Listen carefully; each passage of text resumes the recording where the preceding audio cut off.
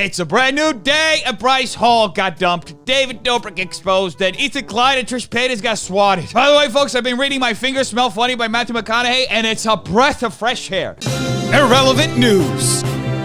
Haven't heard from Ellen in a minute. How's she doing? Ellen DeGeneres loses 1 million viewers after apologies for toxic workplace. I feel so awful for Ellen, folks. How is she supposed to deal with a situation without being able to yell at her crew? And speaking of instant regret, Bryce Hall, who can be seen here exuding the fragrance of the inside of a snow boot after being used for 18 hours straight, wrote this on Twitter. The people who look the cleanest to the public eye/media are always the most disgusting Fs. Take it from someone in the industry. Oh, well, thank goodness, folks, that we have Bryce Hall in the industry so he can tell us about all this stuff that nobody really cares about. This tweet wasn't directed at anyone. This is just something to remember. And thank goodness that we have Bryce Hall in the industry so that he can shade someone and then eventually take it back when the people start speculating. And speaking of taking it back, what's going on with Bryce Hall and Addison Rae? Right before the studio, I had dropped off my ex-boyfriend at the time, or my boyfriend at the time. Oh no, folks, I can't believe the internet just found out that Bryce Hall and Addison Rae broke up through a very intentional Freudian slip. Poor little Bryce is probably heartbroken. The petty is real. Don't worry, folks, Bryce Hall is not talking about anybody specifically with a shady tweet. He just wants everybody to know that petty is real. And speaking of keeping it real, Morgs recently made a huge announcement. You've read the title.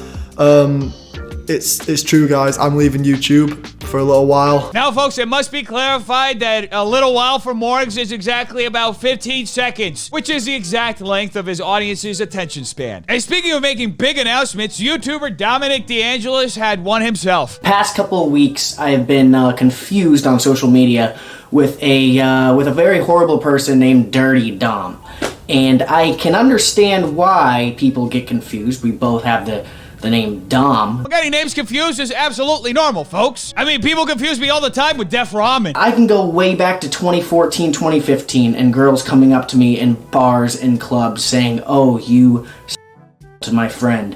And then 5 minutes later, they come up to me and say, "Oh, I'm sorry. We got the wrong Dom." See, folks, that's why David cast Dom as the P word in his vlogs, because Dom has literally years of experience. Dom was so weird around the girls. Yeah. He was like being awkward, and he was being like, "Let's go have a fivesome." Like he wasn't even like trying to like make an effort. He was literally just going, "Let's go have." Right. I'm like, Dom, you gotta be a fucking nice guy at least if you're trying to pull off a fivesome. That's David discussing the events that happened in the night of the threesome bit, which was covered in the Insider article. And isn't it great to see just how incredibly supportive David is of his P-word friend? And I dragged him into the bathroom, and he starts screaming at me. Yeah. And then I'm like, wait, why am I being spoken to like this?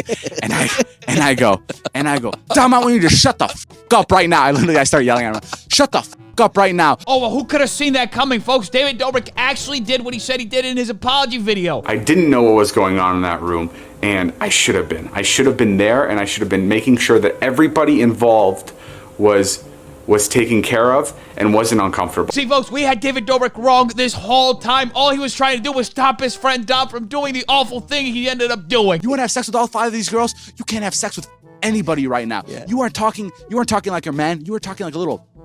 Yeah. If you want to bust it open, you have to bust it open inside here first. And I pointed right inside his head. Well, I guess David's pep talk worked and encouraged Dom to go back in that room, and the rest is history. I made the decision to no longer film with Dom in 2019. Oh, well, that puts my heart at ease, folks, that David cut ties with Dom in 2019, especially when you consider that he was still appearing in videos with Dom in 2020. Now, that's the type of rewriting history that I love to see. Because when you think about it, what other reason would Dirty Dom have to magically decide to remove that video in the lead up to David Dobrik releasing his second apology video? I chalk it up to a cosmic connection of bullcrap, because a lot of people noticed that David Dobrik was still following Dirty Dom on Instagram the day after he issued a second apology where he distanced himself and disavowed Dirty Dom. Now, David ended up unfollowing Dom, but I don't understand, folks. Why is everybody expecting David Dobrik to follow through with everything he's been saying in his videos? Life is just so incredibly unfair. People actually expect somebody with 20 million followers to be held accountable. Friendly reminder that my Dirty Dom video was in 2017, not 2018. Don't know if that was an honest mistake or to shorten the amount of time he continued to platform him afterwards. That's Ali Hardesty, the person who David apologized to in his video. And folks, I gotta be honest with you, I didn't expect David to make mistakes. David is infallible. And I started thinking that after drinking out of his water fountain. I have mixed feelings on David Dobrik's apology and am sus because Dom lied in his 4 years ago to say whatever would look nice for the camera and never privately reached out to anyone, even though he said he did did for the PR. I hope David will handle things differently. Oh, folks, I'm sure that David's gonna do the right thing now that he literally lost everything and has no other option. I want to publicly thank David Dobrik for calling me today and apologizing. I believe his apology video is sincere. I've learned in life not to hold grudges, and I wish him the best along with the rest of the squad. Oh, well, you see, folks, David Dobrik called Big Nick to apologize, and at the rate of calling one person per day to apologize, David Dobrik should be done apologizing to everybody he's wronged in the next 200 years. As someone who had a traumatizing week, January 29th, 2019 to February 5th, 2019, due to David putting in 2 bits and 2 vlogs involving me that I specifically told him not to put in, I don't forgive him. He ignored me at the time of the trauma and kept the videos up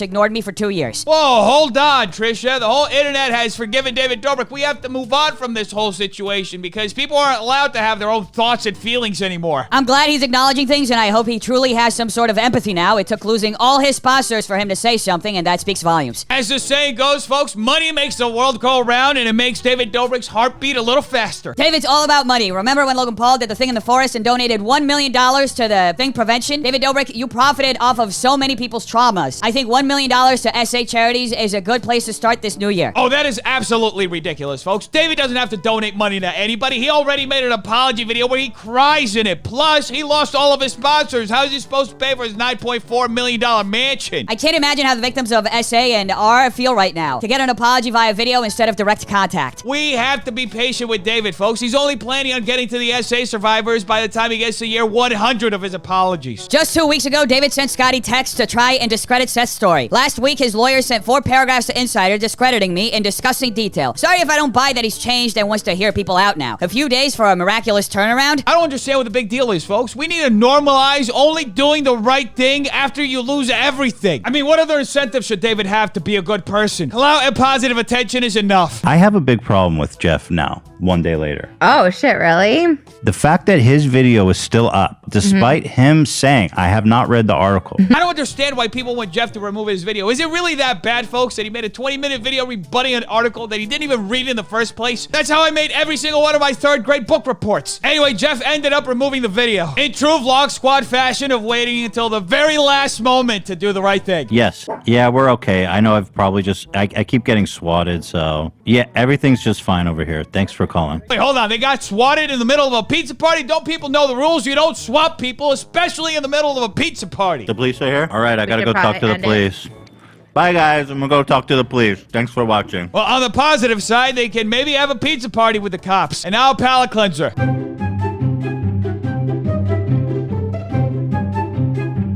Anyway, defenders, make sure you like and subscribe for more videos like this. If you like, will be another good day on the internet. Tell me in the comments down below, what do you think? I want to know. Check out these videos right here. They're good too. Make sure you're still washing hands, taking the vaccine, and staying away from stupid people. Have an amazing day, defenders. I love all of you. Peace.